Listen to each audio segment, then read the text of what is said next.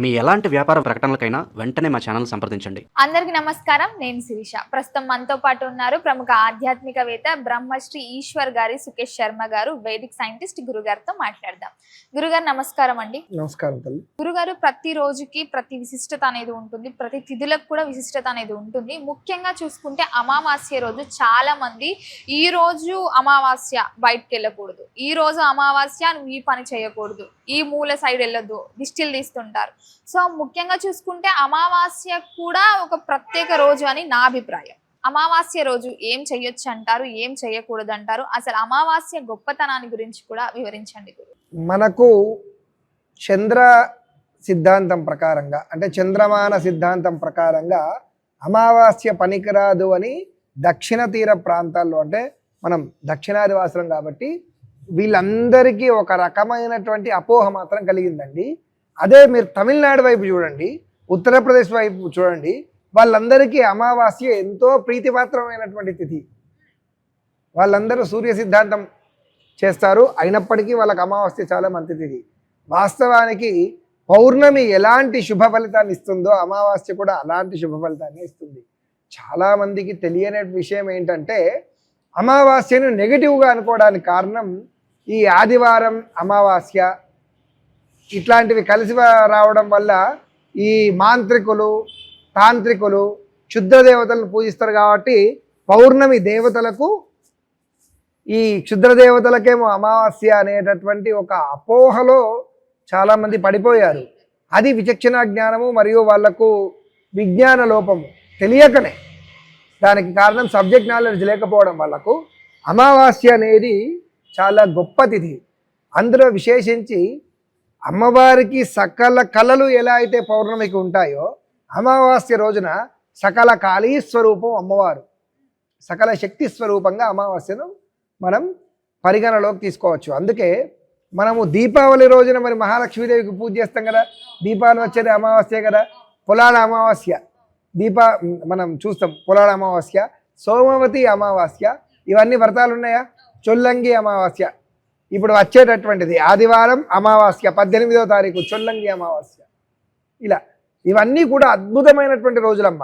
అందులో ఇందాక పౌర్ణమి రోజున ఇష్టదేవతారాధన చెయ్యాలి అని చెప్పాను కదా, అలానే అమావాస్య రోజున గ్రామ దేవతలను, కులదేవతలను ఆరాధించాలని శాస్త్రం చెప్పింది. మన ఊర్లో ప్రతి ఇంటికి పోచమ్మ, ఎల్లమ్మ ఇలా గ్రామ దేవతలు ఉంటారు కదా. అమావాస్య రోజున గ్రామ దేవతలను ఉపాసన చెయ్యాలి, అమావాస్య రోజున కుల దేవతలను ఉపాసన చెయ్యాలి. భార్యాభర్తల మధ్యలో గొడవలు అవుతున్నాయి, పిల్లలు గడుగుతలేరు, ఉద్యోగంలో ప్రమోషన్స్ వస్తలేవు, ఇంటి చుట్టూ అప్పుల బాధ, ఆర్థిక సమస్యలు, శరీరంలో ఆరోగ్యం సహకరిస్తలేదు, వీటన్నిటికీ ఒక్కటే పరిష్కారం. అమావాస్య రోజున మన ఇంటి దైవం ఎవరు, పోచమ్మనా, ఎల్లమ్మనా, వీరభద్రుడా, కాలభైరవుడా, ఎవరు, వాళ్ళ దగ్గరికి ప్రతి అమావాస్యకు వెళ్ళడము, మంచిగా వంట వండి వాళ్ళకి నైవేద్యం పెట్టి నమస్కారం చేసుకొని, అయ్యా ఏ జన్మలో ఏ కర్మనో ఈరోజు నేను ఈ సమస్యతో బాధపడుతున్నా, దయచేసి నన్ను ఈ సమస్య నుంచి బయటపడేయని ఒక 11 అమావాస్యలు 21 అమావాస్యలు చేయమని చెప్పండి. వాళ్ళ వంశంలో ఆ ఇంటి పేరుతో ఉన్న ఏ ఒక్కడికి ఎలాంటి సమస్య ఉండదు. వాడొక్కడికే కాదు, ఈ ఒక్క వ్యక్తి చేసినందుకు వంశం మొత్తం సెట్ అవుతుంది. అది వాళ్ళ శక్తి, తెలియదు పాపం.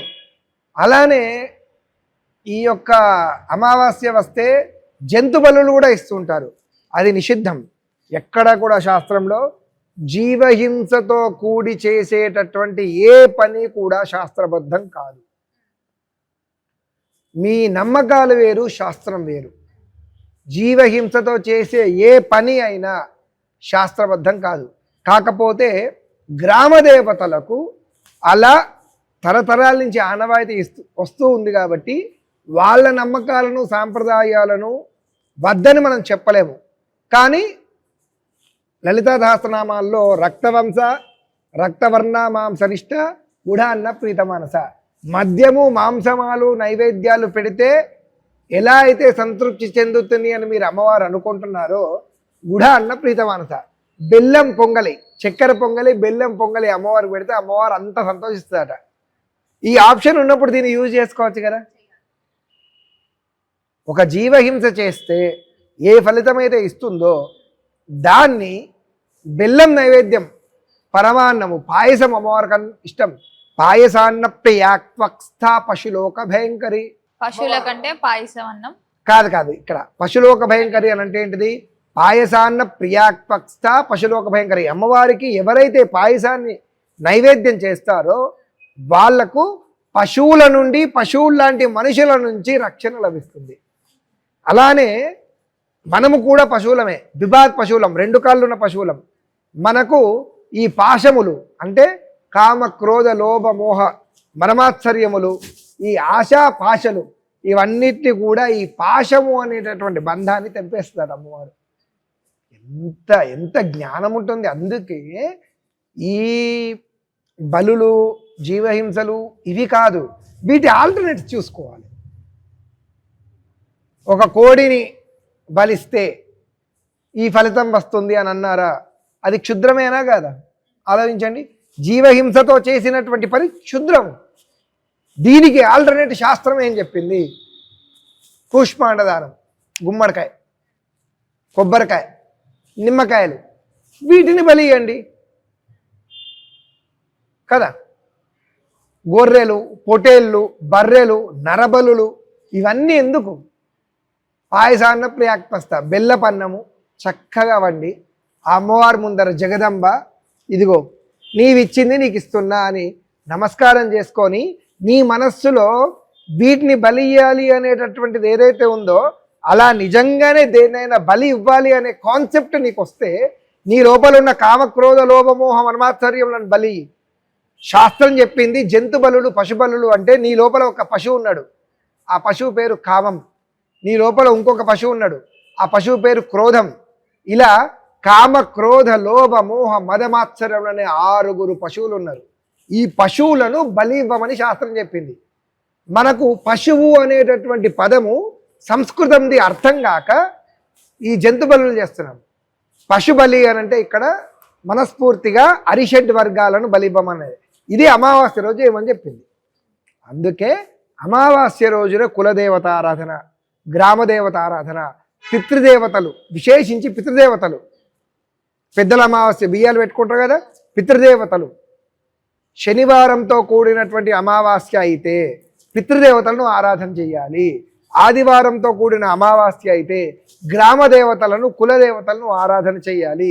మిగతా ఏ అమావాస్య రోజైనా కానీ మన యొక్క కులదేవతలను, వంశదేవతలను ఆరాధన చెయ్యాలి. ఇలా చేస్తే వాళ్ళు అనుకున్నటువంటి ఏ పనైనా, అది ఎంత కష్టమైనా కానీ, కోర్టు సమస్యలు, ఆర్థిక సమస్యలు, కుటుంబ కలహాలు ఏవైనా తొలగిపోతాయి. కానీ ఇది ఇలా చేసుకోవాలి, ఇది విధానం. గురుగారు, ముఖ్యంగా ఇప్పుడు మీరు చెప్తున్నప్పుడు నాకు ఒక డౌట్ రైజ్ అయింది. ఏంటంటే అమావాస్య రోజు కులదైవాన్ని, ఇప్పుడు గ్రామ దేవత అంటే అందరికి తెలుసు, ఆ దగ్గరలో ఉన్న గ్రామ దేవత గుడి ఏది ఉంటే అది గ్రామ దేవత అని పూజిస్తాం. సో ముఖ్యంగా కులదేవత అన్నప్పుడు కొంతమందికి తెలుసు, కొంతమందికి తెలియదు. కొంతమంది ఇప్పుడున్న జనరేషన్లో వాళ్ళ కులదైవం ఏంటో, వాళ్ళ అమ్మ వాళ్ళ నుంచి వస్తున్న దైవం ఏంటో కొంతమందికి తెలియదు, కొంతమందికి తెలుసు. మరి ఈ తెలియని వాళ్ళ పరిస్థితి ఏంటంటారు? ఖచ్చితంగా తెలుస్తుంటుంది. అన్ని కులాలకు వాళ్ళకి తెలియకపోతే పెద్దవాళ్ళని అడగచ్చు. ఇప్పుడు ఎగ్జాంపుల్ ఉన్నారు, బ్రాహ్మణులు ఉన్నారు. బ్రాహ్మణుల కులదేవత ఎవరండి? అంటే ఇంటి దైవం అంటుంటారు. ఇంటి దైవం వేరు, ఇక్కడ గ్రామ దేవత వేరు, ఇంటి దైవం వేరు, కులదేవత వేరు. అర్థమైందా? ఏ గ్రామంలో నివసిస్తున్నావో ఆ గ్రామానికి కాపలా కాసేటటువంటి చల్లని తల్లి గ్రామదేవత. అర్థమైందా? నువ్వు ఒక ఊర్లో ఉన్నావు, ఆ ఊర్లో పోచమ్మ దేవాలయం ఉంది. ఆ గ్రామానికి సంబంధించిన గ్రామదేవత ఎవరు అంటే పోచమ్మ, ఆమె గ్రామదేవత. ఇంటి దేవత కలియుగంలో మనందరికీ ఇంటి దేవుడ ఎవరు? కలియుగం వెంకటేశ్వర స్వామి, ఆయనే అందరికీ ఇంటి దేవత. అర్థమైందా? అలానే కొంతమందికి ఇంటి దేవతగా వాళ్ళ పరమేశ్వరుడు ఉంటారు. శ్రీశైలం మల్లికార్జున స్వామి ఉంటారు, వేములవాడ రాజరాజేశ్వర స్వామి ఇంటి దైవం ఉంటారు. మాదే వేములవాడ రాజరాజేశ్వర స్వామి ఇంటి దైవం ఉంటారు. ఇప్పుడు మేమే ఉన్నామమ్మా. మా నాన్నగారు వేములవాడ దేవస్థానం ప్రధాన అర్చకులు, నేను వేములవాడ దేవస్థానం గుళ్ళో అయ్యగారిని. మా ఇంటి దేవుడు వెంకటేశ్వర స్వామి. కానీ మా ఇష్ట దైవం, మేము ఉపాధి, మేము చేసుకుంటున్నటువంటి దైవం, మా ఇంటి దైవం ఎవరు? అప్పుడు రాజరాజేశ్వర స్వామి కదా. అటు వెంకటేశ్వర స్వామి, ఇటు రాజరాజేశ్వర స్వామి. ఇలా అయితే కులదైవం ఎవరు బ్రాహ్మణుల దగ్గరకు వచ్చేటప్పటికి? మా ఊర్లో గ్రామదేవత ఉన్నది వేములవాడలో. ఎవరు? బద్దిపోచమ్మ. మీ అందరికీ తెలుసు కదా బద్దిపోచమ్మ. వేములవాడ ఊర్లో పోచమ్మ తల్లి ఉన్న. మీరు ఎప్పుడైనా వేములవాడ వెళ్ళారా? వేములవాడలో పోచమ్మ తల్లి ఉందా? తెలుసు స్వామి, తెలుసు కానీ బద్దిపోచమ్మ దేవాలయం ఉంటుంది. గ్రామదేవత. అంత పెద్ద క్షేత్రానికి రాజరాజేశ్వర స్వామి క్షేత్రమైన గ్రామదేవత బద్దిపోచమ్మ అమ్మవారు. అర్థమైందా? అలా గ్రామానికి దేవత గ్రామదేవత. పోచమ్మ, ఎల్లమ్మ, మల్లమ్మ, రేణుకా ఎల్లమ్మ, ఇట్లా రకరకాలు. వీళ్ళు గ్రామదేవతలు. ఇంటి దైవం వెంకటేశ్వర స్వామి లేదా పరమేశ్వరుడు. వీళ్ళు ఇంటి దైవాలు. కులదైవం అంటే ఎవరు? బ్రాహ్మణులకు కులదైవం గాయత్రి అమ్మవారు. అందుకే యజ్ఞోపవీతం వేసుకుంటామా లేదా? బ్రాహ్మణులకు కులదైవం ఎవరు? గాయత్రి అమ్మవారు. అలానే విశ్వకర్మలు, కంసాలి, తమ్మలోళ్ళు, తర్వాత వడ్లోళ్ళు, ఇట్లా వీళ్ళందరికీ కులదేవత ఎవరు? విశ్వకర్మ. అవునా కదా? విశ్వబ్రాహ్మణులు అని 5 రకాలు 6 రకాలు వాళ్ళు ఉంటారు. అంటే ఇవేంటిది? వృత్తి. అర్థమైందా? ఇవన్నీ కూడా వృత్తులు. అవసలోళ్ళు ఉన్నారు. అవసలోళ్లకు వాళ్ళు చేసే పని ఏంటిది? ఆర్నమెంట్స్. అంతే కదా? చైన్లు, ఉంగరాలు ఇవన్నీ వాళ్ళు చేస్తారు, బంగారం పని. అలానే వడ్లోళ్ళు ఉన్నారు. వాళ్ళ పని ఏంటిది? ఇంటీరియర్స్. వడ్లోళ్ళు అంటే ఏంటిది? తలుపులు, దర్వాజలు, కబోర్డ్స్, ఈ వడ్లోళ్ళ పని. తమ్మలోళ్ళు ఉన్నారు. తమ్మలోళ్ళు అంటే ఎవరు? గుళ్ళో నాదస్వరం వాయించే వాళ్ళు, మేళం వాయించేటటువంటి వాళ్ళు తమ్మలోళ్ళు అని అంటారు. అర్థమైందా? ఇట్లా ఒక్కొక్క వాళ్లకు వీళ్ళందరికీ విశ్వబ్రాహ్మణుడు అని అంటారు. వీళ్ళందరూ విశ్వబ్రాహ్మణులు అని చెప్తారు. వీళ్లకు అధిష్టాన దైవం ఎవరు? వాళ్ళ కులదేవత ఎవరు అంటే విశ్వకర్మ. వాళ్ళకు విశ్వకర్మనే. అర్థమైందా? అట్లానే గౌడ్స్ ఉన్నారు. గౌడ్స్ కులదేవత ఎవరు? మార్కండేయ మహర్షి, తర్వాత ఎల్లమ్మ తల్లి. అంటే మేము ఇప్పటికీ అంటే ఎల్లమ్మనే పూజిస్తాం. అర్థమైంది నాకు. మీరు ఎల్లమ్మను పూజ చేస్తారు. ఎల్లమ్మ కన్నా ముందు ఎల్లమ్మ కథ తెలుసు కదా, పరశురాముడి తల్లి. ఆవిడ వచ్చినప్పుడు ఆవిడని వీళ్ళు కాపాడారు. కాపాడినందుకు అప్పటి నుంచి వాళ్ళ కులదైవంగా ఎల్లమ్మను కొలుచుకుంటున్నారు. మరి అంతకుముందు గౌడ్స్ ఉన్నారు కదా, మరి అప్పటిదాకా వాళ్ళు ఎవరిని వేసుకున్నారు? మార్కండేయ మహర్షి మీ కులదైవం. మార్కండేయ మహర్షి మరియు ఎల్లమ్మ. ఇప్పుడు అంటే మేము ఇంటి దైవాన్ని కూడా ఎల్లమ్మనే పూజిస్తాం. అందుకని మార్కండేయ మహర్షిని మర్చిపోయారు. మార్కండేయుడు మీ యొక్క కులదైవం. అర్థమైందా? అలా ఒక్కొక్క కులానికి ఒక్కొక్క కులదేవత ఉంటుంది. బ్రాహ్మణునికి ఇది. క్షత్రియులకు ఎవరు? దుర్గా అమ్మవారు. క్షత్రియులకు సాక్షాత్తు దుర్గా అమ్మవారు. అందుకే ఒక్కొక్క కులానికి ఒక్కొక్క కులదైవం ఉంటుంది. కాబట్టి అమావాస్య రోజున గ్రామ దేవతలను, కులదేవతలను, ఇంటి దైవాలను ఆరాధించాలి. అలా చేస్తే వాళ్ళకు ఉన్నటువంటి సమస్యలన్నీ కూడా తొలగిపోతాయి. గురుగారు, మొత్తం మీద అమావాస్య విశిష్టతను మాకు చాలా వివరంగా తెలియజేశారు. ధన్యవాదాలు.